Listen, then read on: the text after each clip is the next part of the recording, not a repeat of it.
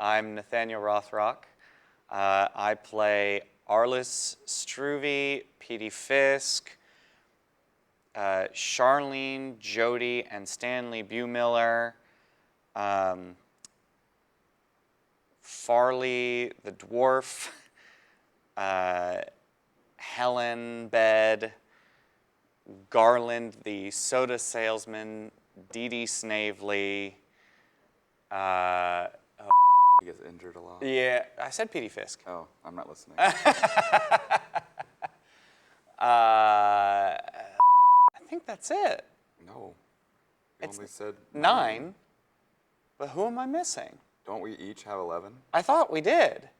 I don't know, that's your job. All right, if I go in order. I have Arliss. Can I go for the? Arliss, Dee Dee, Petey, Jody, Charlene, Stanley. Then it's back to Arliss. Okay. You're missing one key one. Dixie, thank you. Dixie in Act 1. Helen, Garland, Farley. We start as Arliss. I come in and do a commercial as Dee Dee. Then I come in and do a commercial as Petey. Then we have the 3 children, Jody, Charlene, Stanley.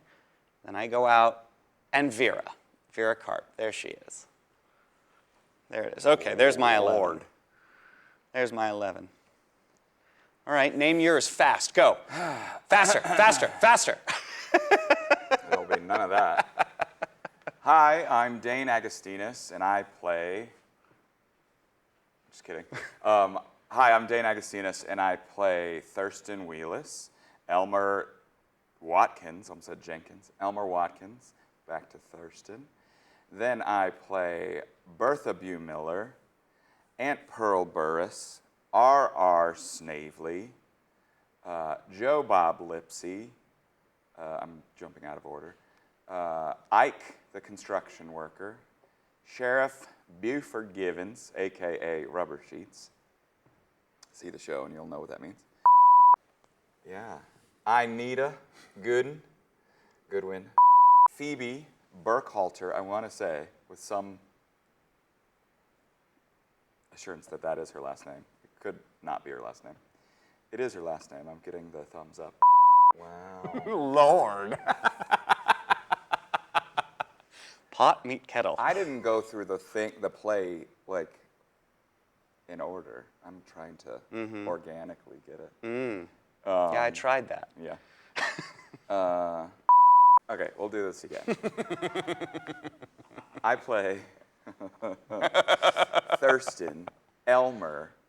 I play Thurston, Elmer, Bertha. Pearl maybe next. No, I think it's R.R. Pearl. I play, I don't need any help. No, you helped me, so I'm just giving you back. Did I? Yeah, you did. Hi, I'm Dane Agustinus. What did you say this was going to take? 30 minutes? Forget it. Hello, my name is Dane Agustinus. I was born. I play Thurston, Elmer, Bertha, R.R., Pearl, Sheriff, Ike, Phoebe, Inita, Joe Bob Lipsy, and the 11th mysterious one, Jesus. No, he's over there. Jesus, who I am seeing every night gets more and more lipstick on him from my little kiss. Oh, my goodness. Blasphemous. Oh, because he's there for 10 seconds. Yeah. Leonard Childers.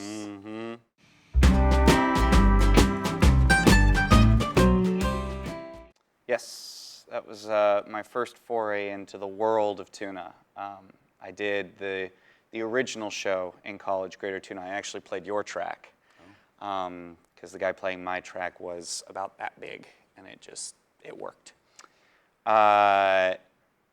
It was a lot of fun. I learned a lot about the characters. I learned a lot about stuff. There's a lot of characters in that show that aren't in Tuna Christmas and vice versa. Bertha and her children are there. Arliss and Thurston are there. Dee Dee and RR are there. Vera is there. But Helen and Ineta, no.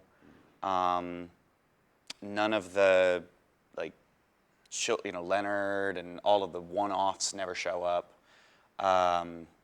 Petey Fisk is there, and I think there's like 1 or 2 characters, and the whole thing revolves around the viewing of the death of a judge that no one likes. And Pearl and Vera have a big moment together in that show. As they should. Yes.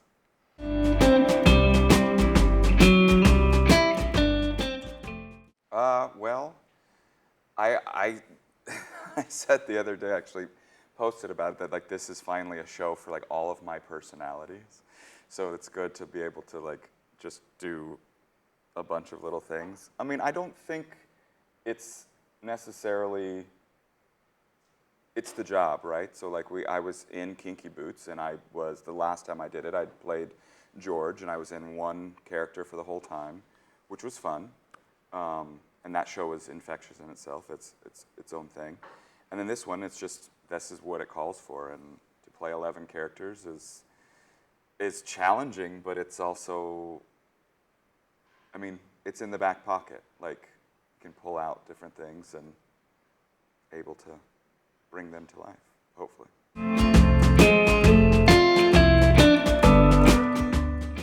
It is a madhouse back there. And it's taking, I mean, it's a controlled chaos, right? But we have 2 excellent dressers who help us, Tess and Kaylee, that help change into our 11 characters. And it's more than that because we play the same character more than once. So it's even more changes. And it's... Yeah, they don't get to wait or rest backstage. If they're not changing us, they're moving our costumes from one side to another. They're picking up after us because our changes are so fast, we don't have time to hang things up, which is honestly probably one of the nicest things. It's once you finish the show, we're tired, we're exhausted. There is such a sense of relief going backstage, and thank you to Tess and Kaylee because our costumes are already hung up. We don't have to worry about that, and that's it. It's not something that you get very often as an actor, and so it's not something that you want to take for granted. Somebody else who's there to help you. And I have to say a shout out to Julie Jackson, our costumer, as well, because she is so fun and so great, and we had a great time with her collaborating and being like, I think this works, and she's like, no, I think this works, and it's like, yeah, you're right, and then so it was great. She was wonderful. Yeah.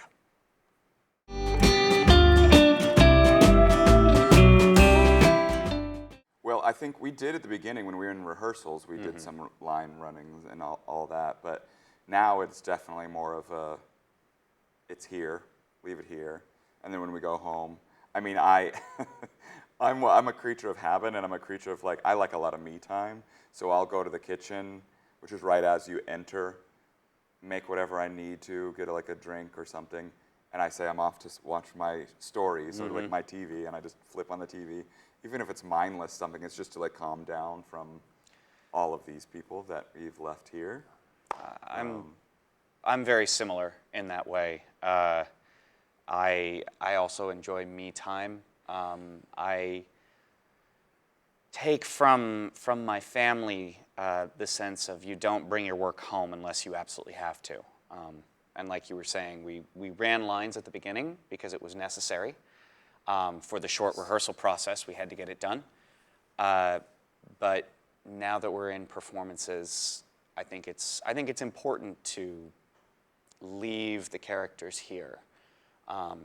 If something goes terribly wrong, we have the script at home, we can look at it or anything, but I'm not going home and thinking, what other choices can I make? What other discoveries can I do? Yeah. By the time we get home, I make my food, I go and turn on my stories on my computer and just kind of relax and unwind.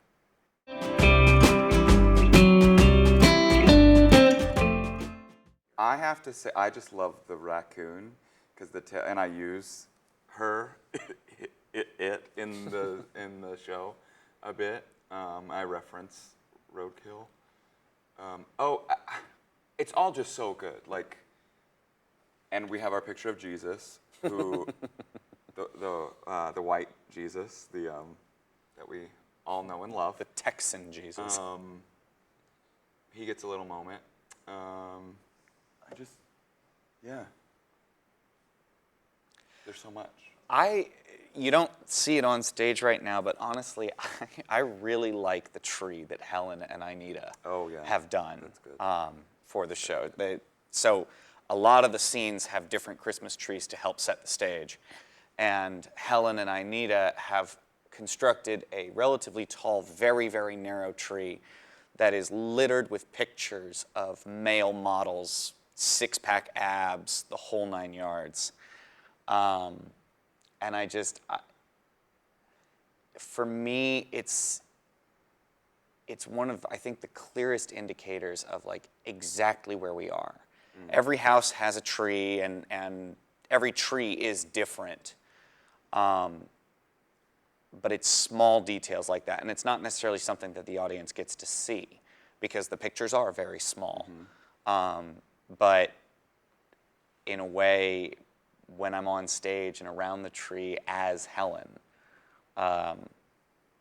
it turns the stage, which was homes, into a diner in kind of a fun way.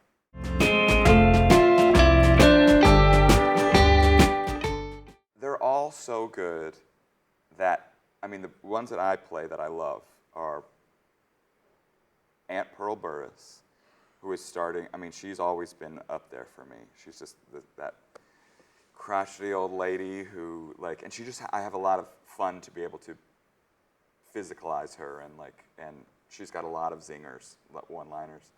But her niece, Bertha, is also up there, and I spend the most time with Bertha, so that's natural. But another one that has come up is Inita, which is funny. It's all three the women of the show. But those three are definitely like my favorites for obvious reasons to me, and hopefully the audience. I really enjoy Arliss. I like that of all of my characters, I can't wear cowboy boots because I would not be able to get them off and on in the time that we have to for the quick changes, but he would wear cowboy boots. And to me, he helps, along with Thurston, he helps to sort of introduce us to the world that is sort of deep Texas. And then as the other characters come, they start to show the other sides of it. But he initially is like, yeah, I'm exactly what you think when you think the South, when you think Texas. And so I like playing into that archetype and playing into that stereotype. After that, I have a lot of fun with Charlene. She's sassy, she's a teenager, and it's always fun to kind of be the teenager that you think everybody thinks about. I think there's a lot of stuff with kind of boomers to millennials, millennials to Gen Zers. Like we all get to kind of poke fun at it at the younger generation, and so being able to mimic and mock a little bit in some ways is very fun.